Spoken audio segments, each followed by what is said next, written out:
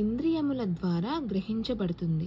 ఈ 5 జ్ఞానేంద్రియాలు శోకము, మోహము, ముసలితనము, మృత్యువు, ఆకలి, దప్పిక అనే 6 రకాలైన కొరడా దెబ్బలకు గురవుతాయి.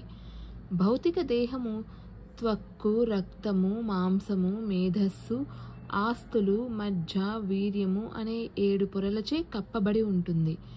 పృథ్వీ, జలము, అగ్ని, వాయువు, ఆకాశము, మనస్సు, బుద్ధి, అహంకారం అనేవి ఈ వృక్షము యొక్క 8 శాఖలు.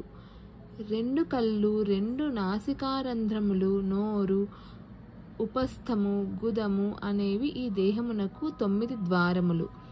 ప్రాణము, అపానము, ఉదానము, వ్యానము, సమానము వంటి 10 రకాలైన వాయువులు ఈ దేహంలో చరిస్తుంటాయి. పైన వివరించినట్లుగా ఈ వృక్షముపై కూర్చొని ఉన్నట్టి 2 పక్షులలో ఒకటి జీవుడు, ఇంకొకటి హృదయస్థ పరమాత్ముడు. ఇచట వర్ణింపబడిన భౌతిక జగత్తునకు మూల కారణము భగవంతుడే. భౌతిక జగత్తు యొక్క త్రిగుణ పాలన కొరకు స్వయంగా భగవంతుడే విస్తరిస్తాడు. విష్ణువు సత్వగుణాధిపతి కాగా బ్రహ్మదేవుడు రజోగుణమునకు, శివుడు తమోగుణమునకు అధిపతులు. రజోగుణము ద్వారా బ్రహ్మ ఈ జగత్తును సృష్టిస్తాడు. సత్వగుణము ద్వారా విష్ణు భగవానుడు దీనిని పోషిస్తాడు. తమోగుణము ద్వారా శివుడు దీనిని లయింపజేస్తాడు. సమస్త సృష్టి చరమముగా భగవంతుని యందే నెలకొని ఉంటుంది. సృష్టి స్థితి లయాలకు అతడే కారణము. సమస్త సృష్టి లయించినప్పుడు సూక్ష్మ రూపంలో అది భగవచ్చక్తిగా అతని దేహంలోనే నిలిచి ఉంటుంది. ఈ జగత్తు యొక్క పోషణ కొరకే దేవదేవుడగు శ్రీకృష్ణుడు అవతరింపబోతున్నాడు. నిజానికి పరమ కారణము ఒక్కటే అయినను త్రిగుణములచే మోహితులైన అల్పబుద్ధులు ఈ భౌతిక జగత్తు వివిధ కారణాల చేత ప్రకటమైనట్లుగా చూస్తారు.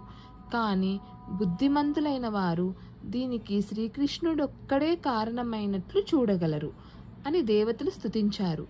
ఈశ్వరః పరమః కృష్ణః సర్వకారణ కారణం, దేవదేవుడైన శ్రీకృష్ణుడే సర్వకారణ కారణుడు అని బ్రహ్మ సంహితలో చెప్పబడింది. బ్రహ్మదేవుడు సృష్టి కార్యానికై నియమింపబడిన ప్రతినిధి. విష్ణువు పోషణ కొరకై ఉన్నట్టి కృష్ణాంశ. శివుడు విలయము కొరకు ఉన్నట్టి శ్రీకృష్ణ నిస్తారము. దేవా, నీ నిత్యమైన రూపాన్ని తెలుసుకోవడం అత్యంత కఠినము.